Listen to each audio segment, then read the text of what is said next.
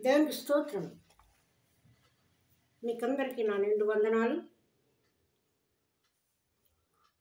November 25 నుండి December 25 వరకు advent కాలము అంటాము. చాలా సంఘాల్లో ఉదయకాలం అనగా తెల్లవారుజామున ఆరాధనలు జరుగుతాయి. యేసుక్రీస్తు జననమును గూర్చిన ఛానలే ఎక్కువగా జరుగుతాయి. ఈ ఆరాధన ప్రజలకు ఎంతో ఉత్సాహాన్ని, క్రిస్మస్ వాతావరణాన్ని, అప్పుడే పండుగ వచ్చేసిందా అన్నంత సంబరాన్ని కలిగిస్తాయి. క్రిస్మస్ సంబరం అంటే క్రీస్తు పుట్టాడు అన్న సందేశమే. అయితే క్రీస్తు ఎవరికి పుట్టారు అని ఆలోచిస్తే అనేక ప్రవచనాలను, లేఖనముల ద్వారా వాటి నెరవేర్పును మనం తెలుసుకోవాలి లేదా జ్ఞాపకం చేసుకోవాలి. ప్రవక్త అయిన యెషయా తన గ్రంథంలో 7వ అధ్యాయము 14వ వచనంలో కన్యక గర్భవతి అయి కుమారుని కని అతనికి ఇమ్మానుయేలని పేరు పెట్టును. ఈ వీడియో కన్యక గురించి, కన్యక అనే 3 అక్షరాల గురించి ఈ వీడియో చేస్తున్నాను. స్కిప్ చేయకుండా చివరి వరకు వినండి. అయితే ఈ ప్రవచనం గురించి కొంత గందరగోళం కూడా జరిగింది. ఇది మెస్సియానిక్ ప్రవచనం అని కొంతమంది అన్నారు. కొన్ని సందేహాలు కూడా చోటు చేసుకున్నాయి. కన్యక అనే మాటకు హెబ్రీ భాషలో ఆల్మా అనే పదం వాడబడింది. దీని అర్థం ఏంటి? తల్లి కాగలిగిన స్త్రీ అని రాబర్ట్ స్మిత్ అనే పండితుడు అన్నాడు. ఆ రోజుల్లో యూదా కన్యకులు ఎందరో ఆ రక్షకుడు తమ గర్భాన జన్మించాలని తాను ఎంతో పవిత్రంగా జీవించారు. తమను తాము నాజీరు చేసుకొని భక్తితో, ప్రార్థనలతో తమ జీవితంలో పెండ్లి అనే ఆలోచన లేకుండా జీవించిన వారు ఉన్నారని చరిత్రకారులు వ్రాసి ఉన్నారు. మరి మనము క్రీస్తు వంశావళిని తెలుసుకోవాలంటే మత్తయి సువార్త 1వ అధ్యాయం మొత్తం చదవాలి.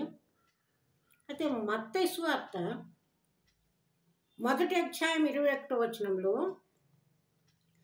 ఆమె ఒక కుమారుని కనును అని మత్తయి వ్రాశాడు. మరి కన్య మేరీలో ఉన్న కన్యత్వానికి సంబంధించిన సంగతులు ఏంటి? క్రీస్తు వంశావళిని గుర్తు చేసుకోవాలి. మత్తయి సువార్త 1వ అధ్యాయం 15వ వాక్యం చివర ఎలియాజరు మత్తానుని కనెను, మత్తాను యాకోబుని కనెను, యాకోబు మరియ భర్త అయిన యోసేపును కనెను, ఆమె యందు క్రీస్తు అనబడిన యేసు పుట్టెను. ఆ తర్వాత వారేకము కాక మునుపు అని వ్రాయబడింది. ఆ వెంటనే పరిశుద్ధాత్మ వలన ఆమె గర్భము ధరించింది అని వ్రాయబడింది. దీనిని బట్టి క్రొత్త నిబంధనలో మత్తయి సువార్తికుడు మరియను కన్యక అని సంబోధించాడు. మరి మరియలో సందేహం ఏంటి? నేను పురుషుని ఎరుగని దానని, ఇదేలాగు జరుగును? ఈ ప్రశ్నకు లూకా గారు సమాధానం ఇస్తూ ఉన్నారు. లూకా సువార్త 1వ అధ్యాయం 34-35 వచనాల్లో పరిశుద్ధాత్మ నీ మీదికి వచ్చును కనుక నీకు పుట్టబోవు శిశువు పరిశుద్ధాత్ముడైన దేవుని కుమారుడు అనబడును. ఈ పవిత్రత కొరకే కన్యక గర్భమును దేవుడు ఎన్నుకున్నాడు. ఈ కన్యక అనే మాటను గ్రీకు భాషలో పార్టినాస్ అని అంటారు. పాత నిబంధనలో చెప్పినట్లు పెండ్లి కాని యవ్వన స్త్రీ అని కాక మత్తయి సువార్తలో పురుషుని ఎరుగని కన్యకని ప్రత్యేకముగా వాడబడింది. అందుకే మత్తయి గారు తన సువార్తలో మరియను కన్యగాను, ఆమె జీవితం దేవునికి ప్రియమైనదిగాను ఉన్నదని తెలియచేస్తూ ఆమె ఈ లోకమునకు రక్షకుని అందించినదని వ్రాశాడు. ఆ తరువాత ఇది ప్రవక్తల ప్రవచనం అని దాని నెరవేర్పును కూడా ప్రస్తావించాడు. అయితే కన్య మరియనే ఎన్నుకోవడానికి కారణాలేంటి?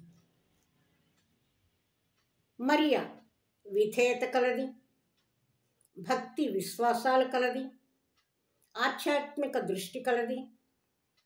దూత దర్శనమునకు ముందు, దర్శనమునకు తరువాత ఈ రెంటి అర్థం ఏమిటి? యెషయా 7:14లోని వాగ్దానము కన్యక గర్భవతి అయి కుమారుని కనును, ఇది వాగ్దానము. లూకా 1:28లో గబ్రియేలు దూత ఆమెకు ప్రత్యక్షమై దయాప్రాప్తురాల నీకు శుభమని చెప్పింది. ఏ దయకు ఈమె పాత్రురాలైంది? దర్శనం తరువాత, దూత దర్శనం తరువాత మరియా కన్యక, పురుషుని ఎరుగని స్త్రీ, తాను గర్భం ధరిస్తే ఎంతో అవమానమే కాకుండా అదో పెద్ద సమస్య. అయినా కూడా మరియా తనను తాను దేవునికి సమర్పించుకున్నది. లూకా 1:38. అందుకు మరియా, ప్రభు దాసురాలను, నీ మాట చొప్పున జరుగునుగాక అనెను.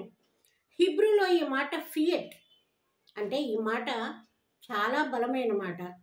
ఇది ఎంతటి బలమైన మాట అంటే ఆదియందు దేవుడు వెలుగు కలుగుగాక అన్నంత గొప్ప మాట. కలుగుగాక అనగానే కలిగినటువంటిది అని పండితుల అభిప్రాయం. రెండవది, భక్తి విశ్వాసాలతో పెనవేసుకున్న జీవితం కలిగినది మరియా. లూకా సువార్త 1:46-56 ఆమె పాడిన పాట ఉన్నది. ఈ పాట స్తుతి గీతంగా ప్రసిద్ధి చెందింది. ఆయన తన దాసురాలి దీన స్తుతిని కటాక్షించెను. యూదులు ఈ మాటను దేవునికి తప్ప ఎవరికి ఉపయోగించరు. ఎందుకంటే వారు దేవునికి తప్ప ఎవరికి దాసులై ఉండుట వారికి ఇష్టం ఉండదు. కన్య అయిన మరియా ఆధ్యాత్మిక దృష్టి చాలా గొప్పది. ఆమె దేవుని యందు భయభక్తులు కలిగి జీవిస్తూ తన జీవితం ద్వారా దేవుని వాగ్దానములు నెరవేర్చబడాలనే నిరీక్షణలో ఆమె తన విశ్వాస జీవితాన్ని పరిపూర్ణం చేసుకుంది. దేవుడే ఎంచుకున్న కన్యక మరియా. ఈమె తల్లిదండ్రులు ఎంత ధన్యులో కదా. అయితే వారి పేర్లేమిటి? తండ్రి పేరు జోయాకీము, తల్లి పేరు ఎని. యూదుల ఇతిహాసపు కథలలో ఈ పేర్లు ఉన్నాయి అని చరిత్రకారులే చెప్తూ ఉన్నారు. ముగింపు, ఈ వీడియో మీకు ఎలా అనిపిస్తుంది? మీరు కన్యక కుమారుడు, పరిశుద్ధుడు, పాపుల రక్షకుని అంగీకరిస్తున్నారా, నిరాకరిస్తున్నారా? ఆలోచించండి. మీరు నమ్మినట్లయితే మేము విమోచించి మీ పాపములన్నిటినీ కడిగివేసి మిమ్మలను పరిశుద్ధులుగా చేసి పరలోకానికి నడిపించగల సమర్థుడు క్రీస్తు ప్రభు. ఈ క్రిస్మస్ దినాలలో ఆయనను అంగీకరించి నిజమైన క్రిస్మస్ ఆనందాన్ని పొందండి. దేవుడు మన అందరినీ దీవించునుగాక. ఇది మొదటి భాగం. రెండవ భాగంలో కుమారుడు, రెండవ ఎపిసోడ్ కుమారుడు. దానికోసం ఎదురు చూస్తూ ఉండండి. మీకందరికీ నా నిండు వందనాలు. అయ్యో.